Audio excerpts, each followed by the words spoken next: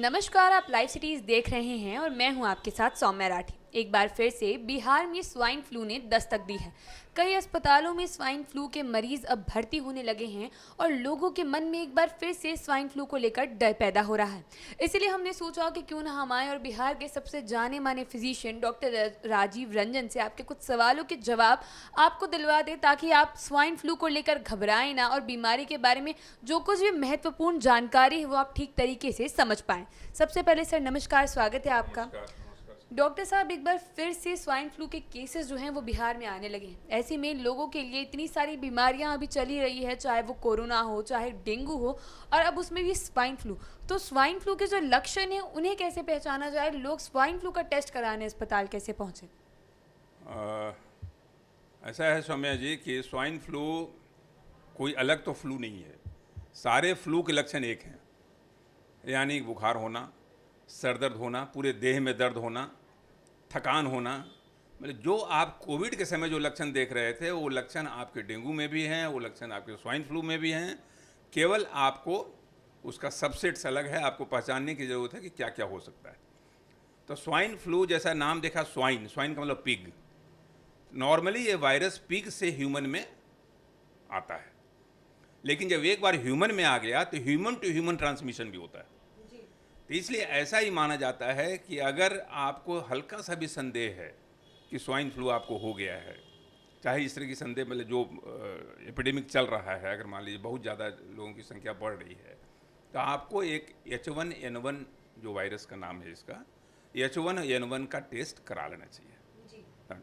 अगर H1N1 positive आ गया तो स्वाइन फ्लू है।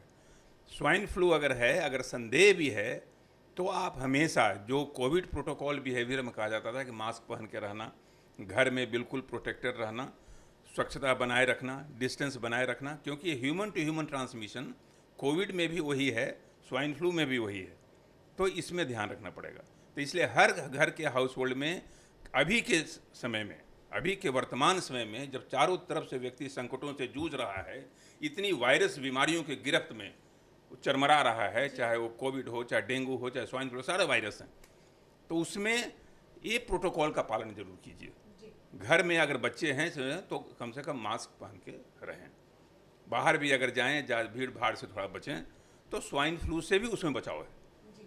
लेकिन स्वाइन फ्लू के जैसा कि सारे वायरस इलनेसेस में हैं, 90% केसेस या कह लें 95% केसेस सेल्फ लिमिटिंग हैं। 7 दिन में इसका खुद ब खुद इलाज है। इलाज वही पैरासीटामोल, वही हाइड्रेशन, खूब पानी पीना और रेस्ट में रहना। लेकिन अगर कॉम्प्लिकेशन बढ़ा, तो कॉम्प्लिकेशन बढ़ने में इसमें ब्रेन में कॉम्प्लिकेशन होता है, कार्डियक कॉम्प्लिकेशन होता है, हार्ट का कॉम्प्लिकेशन होता है, निमोनिया, जो वायरस का सबसे बड़ा जो टारगेट ऑर्गन होता है वो है लंग्स। तो viral pneumonia, viral myocarditis, viral का जो ब्रेन का इलनेस है, अगर ऐसा हो गया तो आपको 2 दवाइयाँ हमारे यहाँ अवेलेबल हैं और इजीली अवेलेबल हैं, ओसेल्टामिवीर और जानामिवीर। तो ओसेल्टामिवीर स्वाइन फ्लू के शुरुआती दौर में देते हैं, यानी 2-3 दिन का अगर आपको पॉजिटिव आ गया, 2-3 दिन का बुखार है, तो आप ओसेल्टामिवीर दीजिए ताकि वो आगे बढ़ने से रुक जाए। लेकिन दवा की ज़रूरत, जैसा कि मैं बार बार कह रहा हूँ, कि लेस देन 5% लोगों में ही होता है। 95% लोग खुद ब खुद घर में रह के ठीक हो जाते हैं।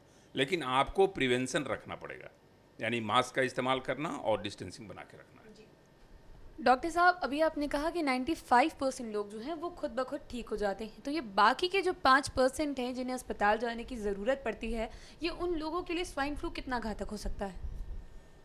स्वाइन फ्लू तो घातक है। जैसे मैंने कहा कि अगर वो निमोनिया है, अगर मायोकार्डाइटिस हो गया यानी हार्ट प्रेशर आ गया, अगर इंसेफेलाइटिस हो गया यानी ब्रेन प्रेशर आ गया, किडनी प्रेशर आ गया, तो घातक है। तो उस कंडीशन में जब आपका जटिलताएं बढ़ने लगे, तो दवाई का इस्तेमाल, दवाइयाँ तो मैंने बताया कि बहुत इजीली एबल दवाई है, ओसेल्टामिवीर आराम से खाइए, ठीक हो जाएगा। उसके बाद भी अगर जटिलताओं का जो बोझ है वो कम नहीं होता प्रतीत हो रहा हो, तो आप अस्पताल जाएं, वहाँ डॉक्टर की देख रेख में रहें। हार्डली इसमें मौत जो होती है सौम्या जी, वो 0.5 से 1.5%, बहुत ज़्यादा नहीं है। तो इसलिए मौतों से घबराएं नहीं। ज़्यादा तो आप हैं कि 95% में ही रहेंगे। अगर बदकिस्मती से, दुर्भाग्यवश अगर आप उस 5% में आ गई, जब आपको हॉस्पिटल जाना पड़े, तो उसमें भी सिर्फ 1% में मौत होती है। आप आराम से वहाँ से भी बिल्कुल दुरुस्त होके, बिल्कुल सही सलामत होके निकलेंगे, ऐसा मेरा पूरा विश्वास है। इसलिए बहुत ज़्यादा घबराने की ज़रूरत नहीं है। आपके चैनल के थ्रू आम जनता में ये संदेश प्रेषित होना चाहिए कि स्वाइन फ्लू वगैरह से कोई घबराने की ज़रूरत नहीं है, लेकिन सजग रहना है। घबराएं नहीं, लेकिन सतर्क रहें।